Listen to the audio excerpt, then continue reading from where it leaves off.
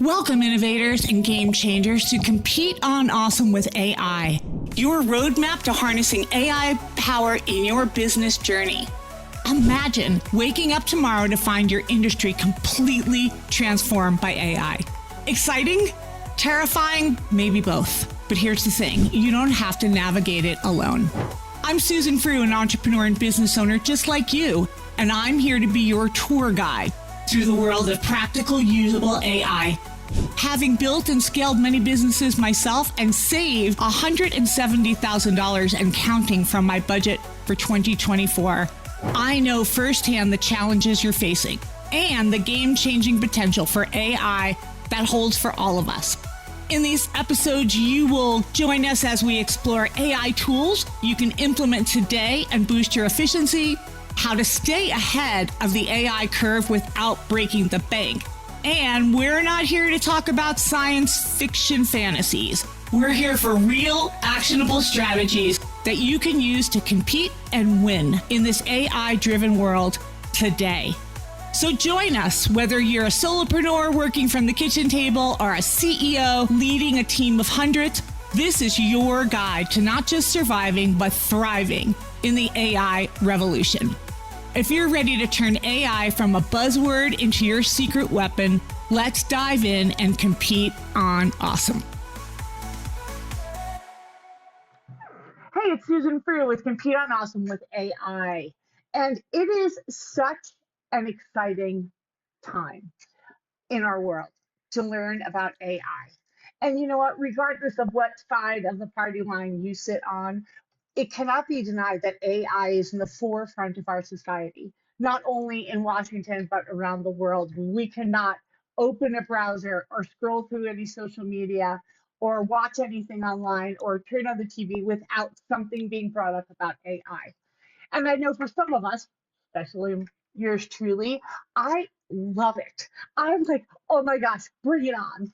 And the news is a little overwhelming, though, I have to say. It's a lot. And even, I study 8 to 10 hours a week, no kidding, all different things that are coming up in the industry, what we're looking at, jobs reports, the view of the future, what just happened at the World Economic Forum, and it is a lot. So I am your self-nominated tour guide through AI to really say, hey, what can you do with this? What's happening? What's going on? What are we hearing in the news? And one thing I just want to address, because I've gotten a lot of questions about this. So I will go through the questions that I have received. And I think that if few people are asking them, then probably a lot of people have the same question. And that is, what does this $500 billion facility in Texas mean to you and to me? And why are they doing that? And why is it necessary? Well, simultaneously this week, we heard news about that. And that is all about power and keeping things in the United States. And when I say power, I don't mean political power. I mean real power, like electricity. AI is a heavy lift. It requires a ton of compute, which requires a ton of power, either that electricity or coal or gas or nuclear energy or solar or whatever they're going to do and knit together to make those data centers run. That's what they need to do. And it's sucking up all of the data grants. So we need to make plans for that. And there are some countries actually right now that say, if you're going to build a data center, you better build a power plant next to it, or the answer is no. And so that is why the big investment, because we want to keep those data centers and that power and all of that energy and the technology, the cutting edge technology here on the shores of the United States of America. And that is one of the big reasons. And we saw right out of left field recently, the little startup from China who comes out and is running compute for a fraction of the cost of what OpenAI ChatGPT is running. And bam, there we are. Now they are scooping us, and everybody's on the big bandwagon of what are they going to do with this Chinese AI? Are they using it? Should we be worried about it? Is it spying on me? So many questions that I have been asked about that. And just like everything, you have to be curious with AI, but cautious as well. Because just as much great things, so many great things are going to be coming out of this AI explosion. We're talking about healthcare, we're talking about long-term uh, job prospects, we are talking about energy efficiency, we're talking about expanding our lifespan, we're talking about life being simpler and easier because we can delegate all the things we don't enjoy doing over to our AI, and ergo we can be free to be humans and to care and love each other and have the space to do that. Because if you're like me, each year you get less and less margin to be able to spend doing things that you love because you are attached to the things that are required. So a little bit of news that's coming up. Yes, we just heard about all of the Chinese deepseeks. So what exactly does that mean? It means that it's running a lot cheaper than OpenAI and it's starting to catch up to them. Now, many scholars and scientists believed that China was a couple of years behind us, but I will tell you that is no longer the theory out there because this new product that they just kind of launched under the radar, everyone's got it on their phones in one swift weekend. People are saying they're getting great responses from that. So I would say be careful. And our friends at OpenAI, let's just step back with that for a moment. So interesting that OpenAI, one of the first invited guests to the White House, Sam Altman, the founder of OpenAI, along with Elon Musk, and that's a story maybe for another time. However, they are at the White House talking about this $500 billion investment into the future. Definitely that's going to be spread out over some time. And I don't care where you were in this last couple of weeks. If you saw even a smidge of the inauguration on TV or on your mobile device or however way you consume your content, you will have seen, yes, that was Mark Zuckerberg and it was Jeff Bezos and Jeff Bezos' wife's uh, jacket right behind the president. Like his family was behind them. That was absolutely insane. Then we're starting to see all these mergers start to happen. Perplexity and Zapier is happening. They're in the AI assistant race. The word agent, wherever you turn, agent, agent, agent. And what does that mean? Well, if you have the upgraded version of ChatGPT, you can open up what's now known as Operator. For me, it's been there, it's gone, it's been there, it's gone, what have you. But what Operator is designed to do, it actually will open itself into its own browser window, but you'll be able to tell it to do things for you, like book my trip to Florida and I want to go on this date to that date and I want to stay in a Marriott hotel. Boom, put that together for me and it will put it in the basket. So it will actually even check out if you tell it to. I would say don't do that just yet. Maybe just try it out for a while and see how it goes. Now, Perplexity was trying that uh, a little bit beforehand, but they need a Zap. They need a Zapier in order to connect. So I don't know how effective that's going to be. I definitely would, keep your eye on this open AI because agents, basically, agent means a AI just for a specific thing to do. So think of it as hiring an employee that just happens to be AI and you train it to do what you want it to do. And you can also connect to Zapier agents. If you're not familiar with the term Zapier or Zap, you'll hear people say they're going to zap it together. It's basically a bridge from one software to another and it connects them. So you can connect all kinds of groovy things with a Zap. I was looking at one on site with a client the other day. They have Pipedrive and Salesforce. They're running both because they acquired a company that had the one database and they had the other one. And nobody can really make a decision which one is right. They both have their purposes. It's a heavy lift, but now they can build a Zap really easy. You don't need to be a coder to do these kinds of things anymore. So we'll connect data from one to the other. Super simple. QuickBooks also has a lot of opportunities for Zap to connect to other things. What else is in the news? Google, a lot of us thought that Google, like, where the heck were they when all of these other launches were happening? They sort of came out from the left field at the end of last year with Notebook LM, which is still one of my absolute favorite products, and it's free. And you get to take any kind of content, turn it into a podcast. You can synthesize any amount of information and data, put it in there, and you're going to get summary, FAQs, meeting notes, all the things right in their little product, Notebook LM, at no charge. And it's getting smarter and smarter. It's actually getting funnier and funnier too, though, because if you've listened to it, Notebook LM, you can put a website or a document or have you, and two people will create this podcast about whatever you put in there. And they're being criticized now for being snarky. And I'll tell you, they are definitely snarky. I ran a client's website too there a few weeks ago, and it was total snark.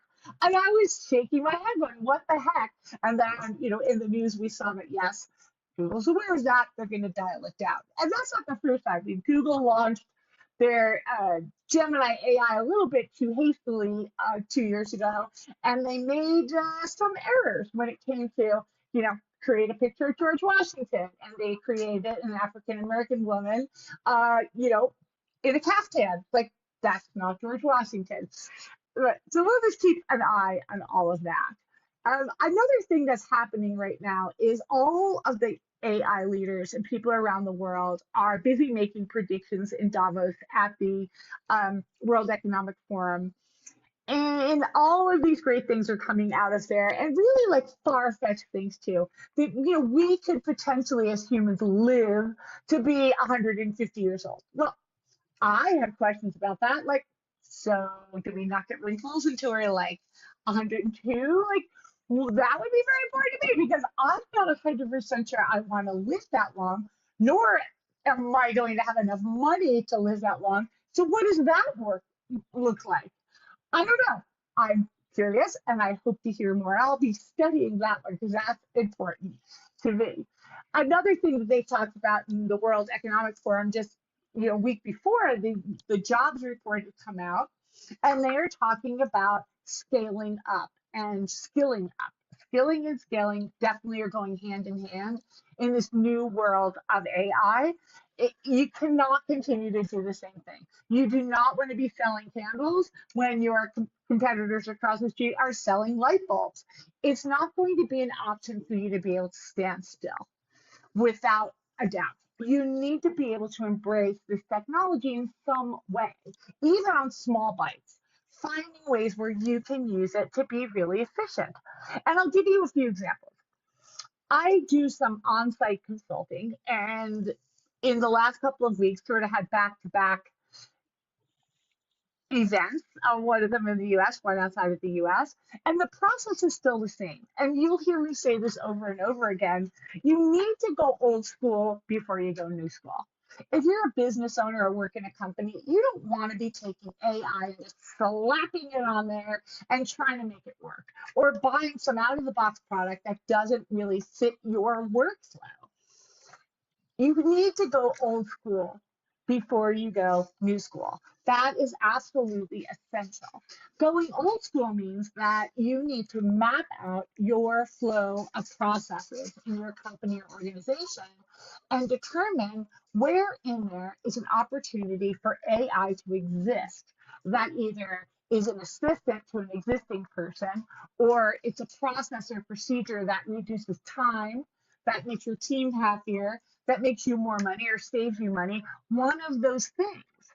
And then we can move forward with the AI.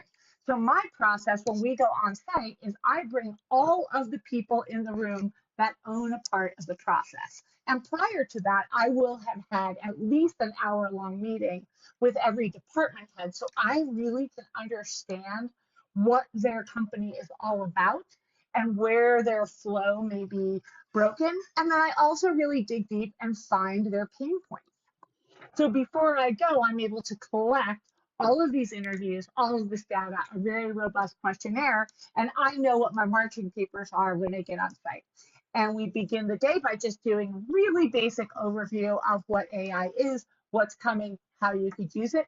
And then we dig into their things, all of the things that I've identified I feel can be AI'd in their businesses.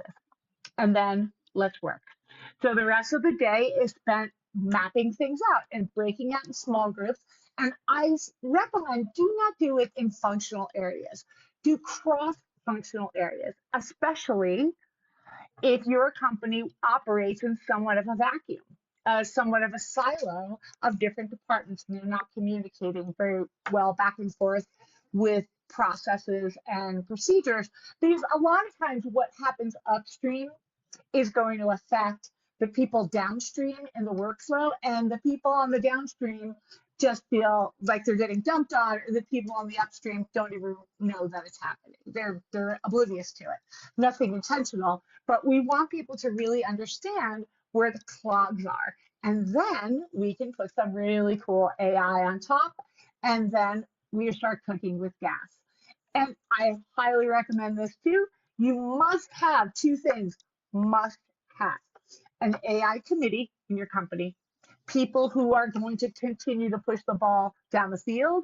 And secondly, you need to have a prompt library or a team account. I'm not an open AI salesperson by any stretch of the imagination, but if you're going to do that with your team, I strongly suggest that you get a team account, because then we can build some custom AIs in there. I will teach you how to do it just for your specific company, and then everyone can share. And then they'll also be able to share prompts and projects and all of the other cool things that are happening within OpenAI. And it's just a nonstop party with them because they keep launching things. So I'm very excited to start using Operator. Hopefully you are too. I know that there's a lot of news out there and it can be confusing, especially if this is new to you. My advice to you is this: start small, just start. Just start using one of the AIs. Put it on your phone. And if you want to do the $20 a month, which I highly recommend, it's well worth the $20, you can start using the advanced video and image mode and talk mode, where you can have a two-way conversation with the AI and ask it to help you, ask it to assist you. Let it be that really efficient, super smart employee. So that's a lot of AI awesomeness. If you're feeling overwhelmed, don't worry. Literacy is the key to staying ahead in this market. And speaking of AI education, check out within my show notes here, I recommend a course with my friend Isar Matus with leveraging AI, the company Multiply.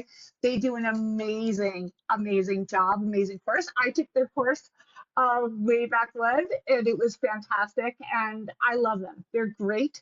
They're on the cutting edge. They're super smart people, great backgrounds, and I think that they'll be helpful to you. So hopefully you will come and check me out. I have a very robust speaking schedule this year. I'm going to keep posting things when I can, and I'll keep a schedule out there. So if you're in the city that I'm in, definitely come and visit and check it out, or we can have a cup of coffee, whatever that looks like. But thank you for listening and following Compete on Awesome with AI. It is always my honor and my pleasure and my joy to see people light up when they figure out what this technology can do for them. So until we meet again, stay curious and cautious with AI.